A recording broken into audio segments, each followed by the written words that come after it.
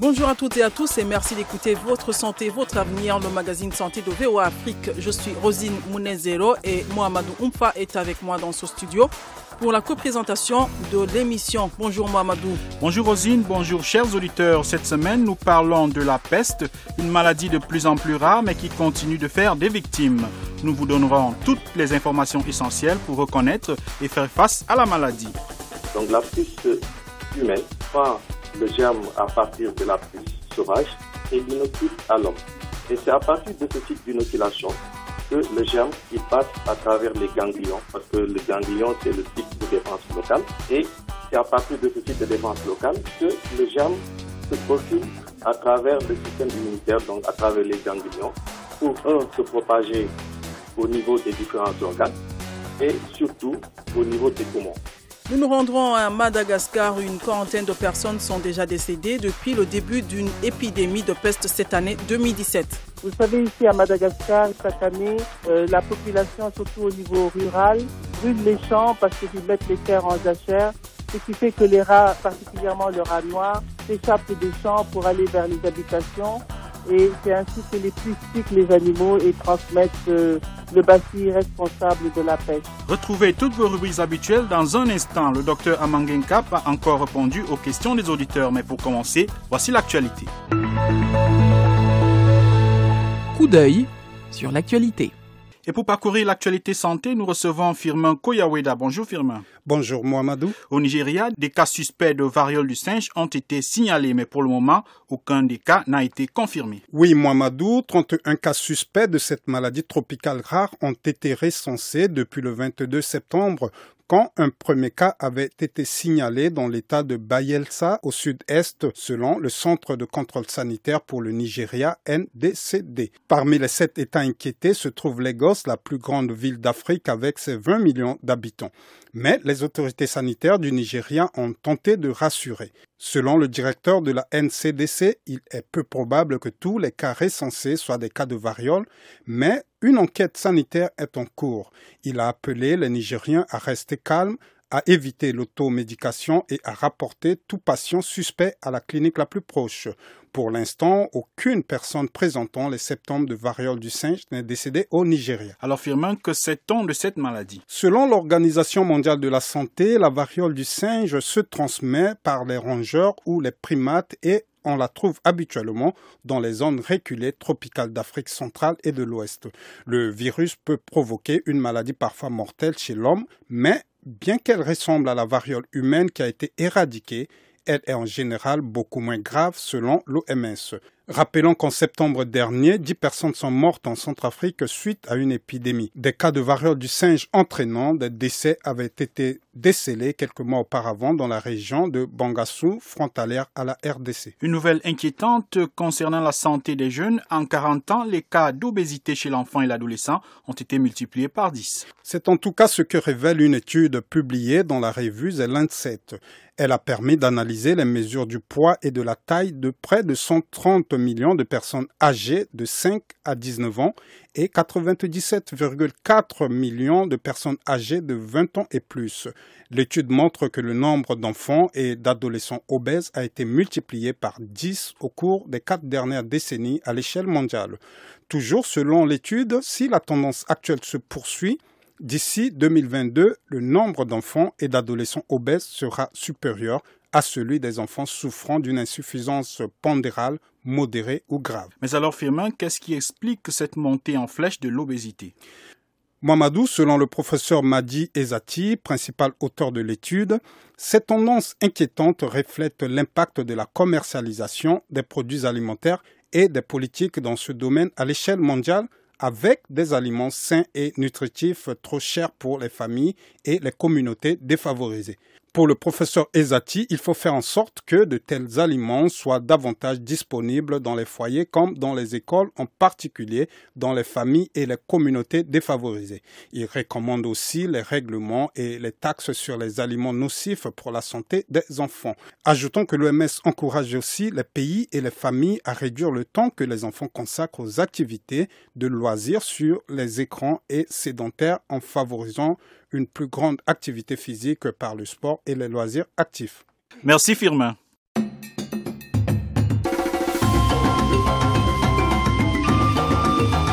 Votre santé, votre avenir, l'invité de la semaine.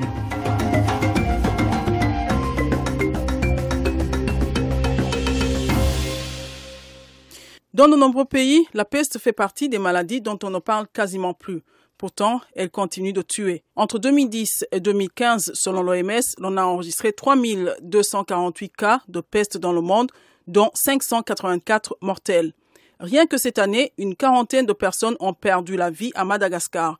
La peste est une zoonose, c'est-à-dire une maladie qui se transmet de l'animal à l'homme. Elle est due à des bactéries que l'on trouve habituellement chez les petits mammifères et les puces qui les parasitent. L'être humain peut être infecté par les piqûres de puces infectées, par contact non protégé avec des liquides corporels infectieux ou par inhalation des gouttelettes respiratoires d'un patient. Pour en savoir davantage, nous avons contacté le docteur Abdoulaye Cissé, docteur vétérinaire et responsable du complexe Les Mamelles à Dakar au Sénégal. Il commence par nous présenter les différentes formes de peste qui existent. Alors, c'est la raison pour laquelle nous parlons toujours de peste au pluriel, parce que c'est une maladie qui existe sous différentes formes. Et nous pouvons d'ores et déjà retenir que le dénominateur commun réside sur le caractère hautement contagieux de cette maladie et surtout l'aspect rapidement mortel. À propos donc des caractéristiques de différenciation, nous pouvons retenir plusieurs critères à propos des caractéristiques historiques ou bien empiriques. Donc depuis la nuit des temps, les pestes ont été classées en deux types, à savoir la peste blanche et la peste noire. La peste blanche a toujours eu égard à la tuberculose. Et la peste noire, donc, c'est en l'occurrence la maladie dont nous sommes en train de parler aujourd'hui. Et elles ont toujours provoqué de graves épidémies qui ont décimé des millions de populations et surtout ont décimé plus que toutes les guerres qui ont été réunies. Et après, nous pouvons passer à une deuxième classification qui fait appel à des caractéristiques beaucoup plus modernes, donc qui sont basées sur la biologie. Et donc, c'est-à-dire les espèces qui sont atteintes et surtout l'agent causal ou l'agent responsable. Et parmi ces deux classifications modernes, nous pouvons citer la peste humaine, donc qui est en l'occurrence la maladie dont nous sommes en train de parler aujourd'hui. C'est une peste donc qu'il faut savoir qui est zoonotique, c'est-à-dire que quand on parle de zoonose, nous pouvons évoquer des maladies qui se transmettent de l'homme à l'animal et inversement, donc c'est-à-dire vice-versa. C'est une peste qui est d'origine bactérienne, donc qui est causée par une bactérie qui s'appelle Yersinia pestis. Donc, l'origine latine a toujours trait au mal, donc c'est-à-dire la peste, ça signifie le mal. Et donc, Yersinia, c'est à propos du biologiste qui l'a découvert. Donc, et c'est transmis par une puce qui vit chez le rat domestique ou bien le rat sauvage, donc c'est les rats noirs ou les rats gris, et qui vit aussi sur les autres lagomorphes, c'est-à-dire les lapins, les rongeurs domestiques ou sauvages, et qui a un cycle de multiplication très spécifique. D'ailleurs, c'est à partir de ce cycle de multiplication que nous pouvons distinguer plusieurs signes distinctifs de la maladie qui sont les signes pathognomoniques. À côté de celles-là, nous pouvons distinguer aussi les autres pestes qui sont les pestes animales, et je tiens à souligner que les pestes animales sont spécifiques à l'animal. Et parmi elles, nous avons au moins 3 ou 4 que l'on peut citer brièvement. Nous pouvons citer la peste bovine, donc qui est une maladie qui a sévi pendant plusieurs dizaines d'années et qui est maintenant éradiquée grâce à la vaccination. Et la peste des petits ruminants, donc quand je parle des petits ruminants, je fais allusion aux chèvres, aux moutons. Il y a aussi la peste porcine qui touche les porcs domestiques et surtout les porcs sauvages, donc qu'on appelle les suidés, notamment les sangliers. Et en dernier, les deux grandes pestes qui restent, c'est la peste équine qui a récemment décimé en 2007 un bon millier de chevaux au Sénégal. Et enfin, nous pouvons citer aussi les pestes qui touchent les volailles qu'on appelle la peste aviaire. Oui, parlons justement de la peste humaine. Comment elle s'attrape? Comment s'attrape-t-elle? Alors, donc, je reviens tantôt au cycle de multiplication dont on a parlé tout à l'heure. Ce cycle de multiplication, donc, il fait appel à des vecteurs et à des réservoirs. Quand on parle des réservoirs, le réservoir, c'est souvent un animal chez lequel l'agent causal, il vit et chez lequel il ne provoque soit pas de maladie apparente ou bien il provoque une maladie faiblement apparente. Et donc, ce vecteur, ce réservoir, il héberge l'agent causal qui est la bactérie Yersinia. Et cet agent causal, chez le réservoir qui est le rat domestique ou bien le rat sauvage, cet agent causal va être ingurgité par une puce sauvage. Donc, je répète très bien, c'est une puce sauvage. Cette puce sauvage, elle est souvent hématophage et mâles comme femelles se nourrissent de sang. Donc, chez le sang du réservoir qui est infecté, la puce sauvage va se multiplier et donc avoir un lien avec les puces domestiques, c'est-à-dire la puce domestique de l'homme. Donc, c'est le lien étroit. Donc, le réservoir, il héberge le germe qui s'appelle Yersinia et le vecteur, la puce sauvage, prend la bactérie à travers son repas sanguin et communique avec les puces domestiques de l'homme. Et c'est à partir de la puce domestique de l'homme qui, elle peut être hématophage. Et en prenant son repas sanguin, la puce fait une sorte de vomissement sur le lieu d'inoculation. Et c'est à partir de ce vomissement, donc cette piqûre locale, qui peut être soit au niveau des membres, parce que le plus souvent, c'est les puces nous atteignent dans les zones qui sont mal éclairées ou bien mal couvertes. Et c'est souvent ce type d'inoculation qui fait l'objet de la transmission. Et quels sont les signes qui peuvent alerter une personne qu'elle a attrapé la peste? Les signes qui peuvent alerter, c'est d'abord au cycle d'inoculation. Donc, on fait toujours référence au cycle. Le cycle d'inoculation, ce sera le lieu d'apparition d'un vésicule ou bien d'une pustule que l'on appelle le bubon. Et c'est d'ailleurs même l'un des noms de la peste qu'on appelle la forme bubonique. Donc, c'est le nom ancien, le nom historique. Et cette pustule ou bien ce vésicule, en ce développement, va donner l'apparition d'un bouton noir. Donc, si vous regardez souvent les documentaires, ou bien en tout cas, il y a l'apparition d'un bouton noir. Et les boutons noirs sur le visage ou sur tout le corps? Sur le corps, c'est-à-dire sur le membre ou bien la main. Et en tout cas, il est à côté d'un ganglion. Souvent, c'est la cuisse. Le plus souvent, ça peut être la cuisse ou la main. En tout cas, c'est un bouton qui est apparemment visible ou bien donc caché par la personne qui est atteinte. Et à partir de cela, les autres signes vont se mettre en place en fonction de la propagation de la maladie. Donc, après, nous allons assister à un développement d'adénite. Donc, c'est un terme biologique qui signifie l'apparition ou bien l'hypertrophie, c'est-à-dire le gonflement des ganglions. N'oublions pas que les ganglions, c'est des sites de défense locale. Dès qu'un germe entre dans le corps, ce dernier donc va produire des agents de défense, notamment les macrophages qui, malheureusement, dans cette maladie, vont être détruits par le germe. Et c'est la réaction du corps qui va provoquer le développement et l'agrandissement des ganglions qu'on appelle une adénite. Quand le germe se propage après avoir vaincu le système de défense locale, nous allons assister, lors de sa dissémination, à des signes encore plus spécifiques. Tantôt, j'avais parlé de l'apparition de signes au niveau des organes généraux. Donc ça, c'est la propagation qu'on appelle une infection systémique, c'est-à-dire tout le corps est envahi. Et quand, d'abord, avant cela, il y aura l'apparition de signes pulmonaires. Donc ces signes pulmonaires peuvent aller de l'œdème pulmonaire, donc en stade terminal, en passant par de la toux, des crachats et surtout des difficultés respiratoires, des amygdalites, des difficultés d'avaler. Donc toute la sphère buccale est atteinte et ça donne lieu à des symptômes respiratoires. Et que faut-il faire lorsqu'on constate ces signes d'alerte? Alors, toujours se baser sur le cycle de multiplication et la spécificité de cette maladie. Donc, la peste étant une maladie hautement contagieuse et une zoonose majeure, donc c'est une maladie très très grave. Donc, la première des choses, c'est qu'il doit y avoir une déclaration obligatoire au niveau des autorités locales et surtout une prise en charge précoce. C'est-à-dire la personne atteinte doit d'abord se faire consulter, donc soit par un médecin le plus proche ou bien au niveau des autorités sanitaires les plus proches et disponibles. Une fois que cela est fait, cette personne va être prise en charge pour un diagnostic précoce de cette maladie. Parce que n'oublions pas que c'est à partir de ce diagnostic précoce que tout peut être fait d'une manière à prendre en charge la maladie et à pouvoir l'éradiquer sur l'échelle nationale et à la limite même des fois internationale. Et en plus de cela, il y a un traitement antibiotique. Ce germe, heureusement, il obéit et il est sensible à des antibiotiques qui sont apportés, donc qui ne sont pas du tout chers, donc qu'on qu'on appelle les aminobutyles, notamment la gentamicine, la streptomycine, beaucoup d'antibiotiques, les sulfamides, la kanamycine, et toujours obéir au principe sacro-saint de l'antibiothérapie, c'est-à-dire frapper vite, frapper fort et pendant une longue période. Donc c'est le principe vite, fort et longtemps. Alors, comment éviter la maladie? Y a-t-il moyen de l'éviter? Bien sûr qu'il y a beaucoup de moyens de l'éviter, mais voilà.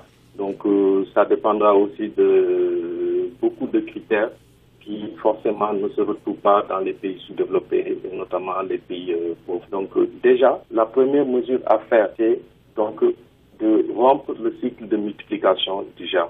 C'est-à-dire, de faire une dératisation, donc lutter contre les réservoirs et les vecteurs, donc dératisation, désinsectisation, pour pouvoir détruire le germe là où il habite de manière préférentielle. Maintenant, inévitablement, une personne atteinte doit éviter, ou bien on doit lui éviter son pouvoir de contamination. Donc, il faut rapidement isoler les malades dans des structures spécialisées pour éviter toute contamination de personnes qui ne sont pas atteintes. Et maintenant aussi, une autre mesure fait appel aux directives de l'OMS et surtout aux directives internationales, c'est-à-dire que toute maladie de ce genre doit faire l'objet d'une déclaration obligatoire pour qu'on puisse maîtriser et éradiquer les possibilités de contamination humaine. En ce sens, il faudrait aussi éduquer les populations et éviter les contacts avec les vecteurs et les réservoirs.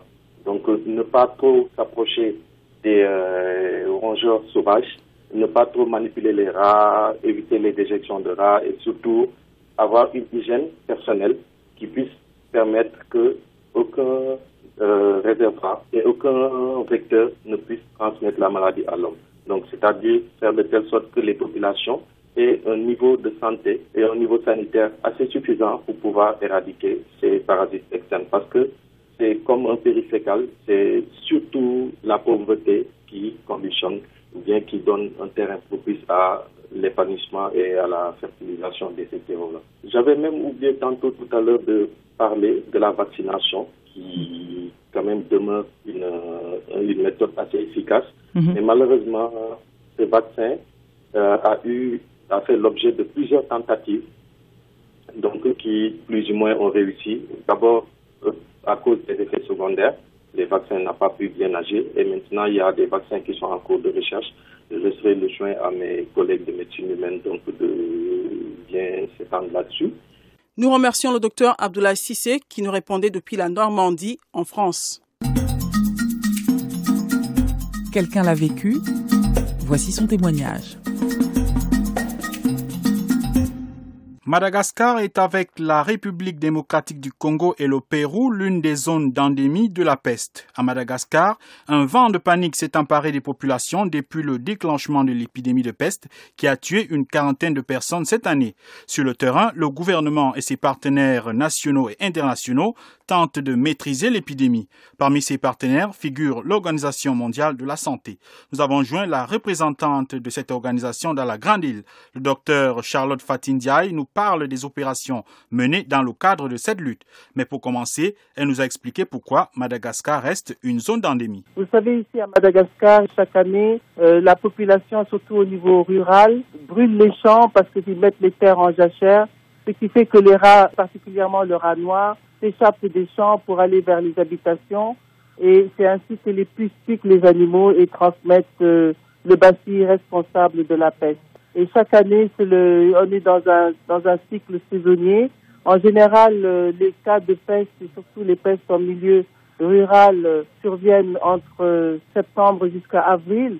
Et cette année, on a été particulièrement surpris par une précocité de cet événement saisonnier, puisque c'est à partir du mois d'août qu'on a observé les premiers cas. Alors, on sait que, justement, une épidémie s'est déclarée et a déjà fait une quarantaine de morts depuis le début. Alors, que font concrètement les autorités sanitaires et ses partenaires en cas d'épidémie comme c'est le cas actuellement? Cette année, c'est une épidémie particulière parce que, comme vous le savez, l'épidémie a atteint les grandes villes de Madagascar. Donc, nous avons les villes portuaires, mais également la capitale. Et c'est des villes qui ont une forte densité humaine. Donc, aujourd'hui, les autorités de ce pays sont entièrement mobilisées au plus haut niveau parce qu'on est en face d'une peste pulmonaire, c'est-à-dire une peste qui se transmet d'homme à homme. C'est une par voie respiratoire et qui pose donc un grand problème de propagation. Ce qui fait que à tous les niveaux, nous sommes impliqués. L'Organisation mondiale de la santé et les partenaires tels que l'UNICEF, mais également les agences de l'USAID sont entièrement sur le terrain depuis quelques semaines pour mettre en place les actions nécessaires à la lutte contre cette épidémie.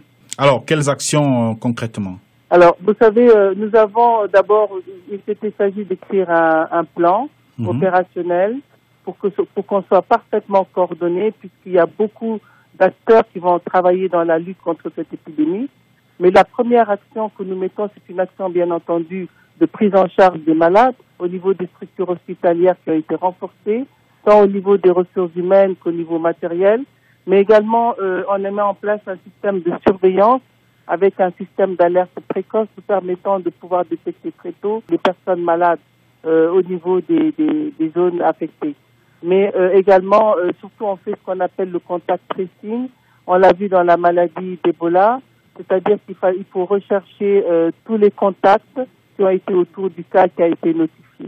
Et c'est ainsi que nous pensons pouvoir interrompre la chaîne de transmission. D'autres étapes sont importantes, c'est la mobilisation sociale, c'est la prise en charge communautaire, c'est bien expliquer aux populations les gestes appropriés à prendre pour pouvoir se protéger et pour pouvoir éviter d'attraper cette maladie.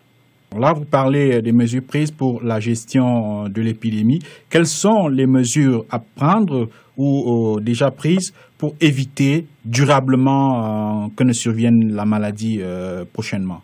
Effectivement, vous savez que dans ce pays, on a mis en place depuis quelques années un système de surveillance en temps réel, mais surtout qui a été placé dans les zones endémiques où on retrouve les cas de peste.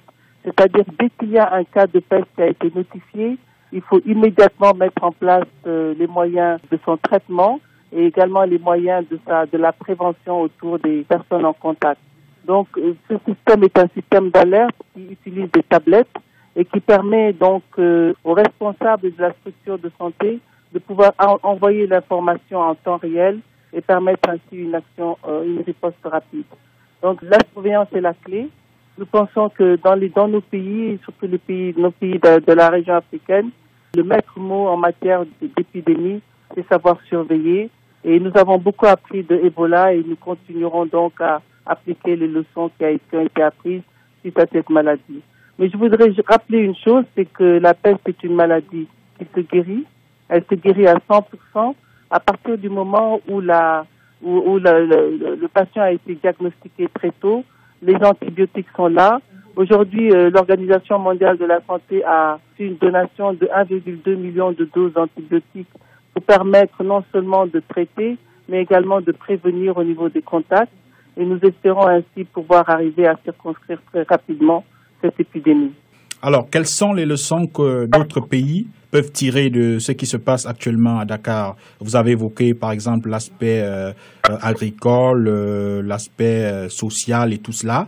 Est-ce que d'autres pays qui observent cela de loin, qu'est-ce qu'ils peuvent tirer comme leçon pour éviter qu'une pareille épidémie ne se produise chez eux?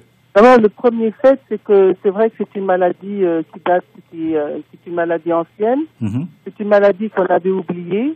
Mais du fait des changements climatiques et des changements de comportement, on peut avoir une émergence de ces maladies-là. Donc, il est important que tous les pays soient à l'écoute de ce qui se passe à Madagascar et particulièrement dans ces zones. Savoir qu'il faut maîtriser la surveillance parce qu'aujourd'hui, il y a des mouvements humains qui sont tellement importants qu'on ne peut plus contrôler. Aujourd'hui, avant, on ne s'attendait pas à avoir cette épidémie au niveau des capitales. Mais le fait qu'il y ait autant de mouvements à travers des possibilités de transport qui sont de plus en plus importantes dans nos pays, fait que de plus en plus les gens sont appelés à se déplacer et il faut savoir donc les surveiller pour mieux contrôler les épidémies. Nous remercions le docteur Charlotte Fatindiaï qui nous répondait depuis Antananarivo, la capitale de Madagascar. Questions et commentaires, c'est maintenant. Chers auditeurs, un expert vous répond.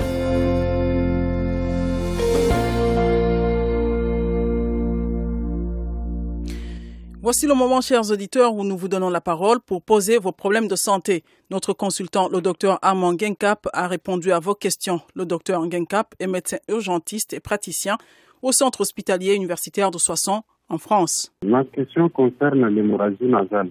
Je souffre de l'hémorragie nasale il y a de cela 4 ans déjà. Oui, je n'arrive pas à trouver un médicament contre cette maladie. Ce que je peux expliquer à Christian, c'est qu'il n'y a pas de médicament en tant que tel pour soigner une hémorragie nasale tant qu'on ne connaît pas la cause de cette hémorragie nasale. Ça fait 4 ans que cette hémorragie nasale persiste chez Christian. Il faut, dans ce contexte-là, que Christian puisse consulter un médecin pour faire un diagnostic précis de la cause de cette hémorragie nasale.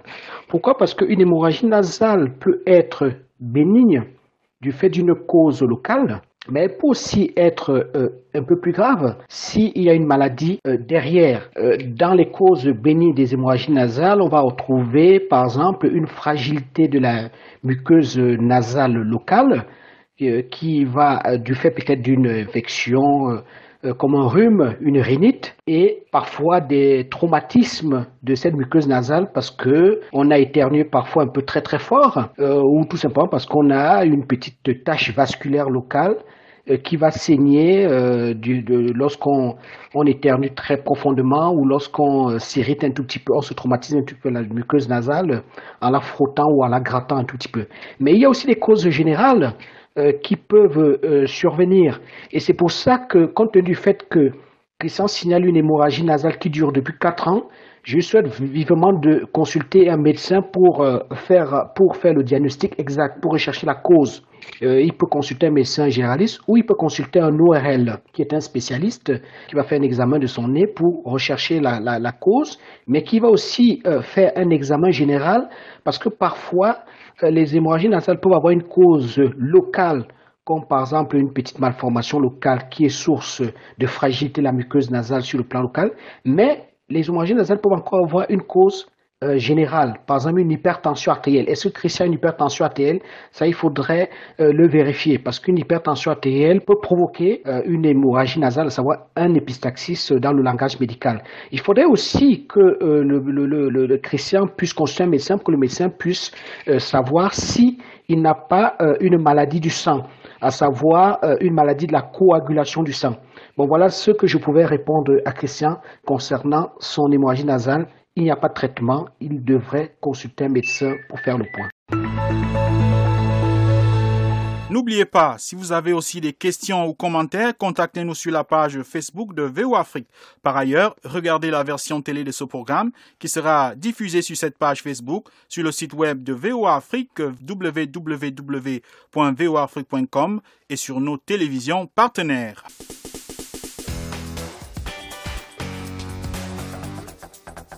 C'est ici que prend fin Votre santé, votre avenir. Cette édition a été consacrée à la peste, une maladie qui a fait cette année une quarantaine de victimes à Madagascar. Pour en parler, nous avons reçu comme invité le docteur Abdoulaye Cissé, docteur vétérinaire et directeur du complexe Les Mamelles à Dakar au Sénégal. Il nous a parlé des modes de transmission et les moyens de prévention contre la maladie. Nous avons également écouté le témoignage du docteur Charlotte Fati Ndiaye, représentante de l'OMS à Madagascar. Avec elle, nous avons abordé les opérations menées dans la grande île pour lutter contre l'épidémie. Nous leur disons tous merci. Merci aussi à Firmin Koyaweda qui était là pour nous présenter les événements qui font l'actualité santé. Merci à nos différents correspondants en RDC, Gabriel Lina à Lubumbashi, Béro Matanda à Kinshasa et Erika Smouizi à Beni qui ont aidé à la préparation de cette édition. Une édition réalisée avec le concours de Georges Léonard Sagno et de Hayden Utko qui était à la console. À la présentation, vous étiez avec Rosine Munezero et Mohamedou Oumfa. Continuez à écouter VOA Afrique et n'oubliez surtout pas de prendre soin de votre santé car votre santé, c'est votre avenir. À très bientôt.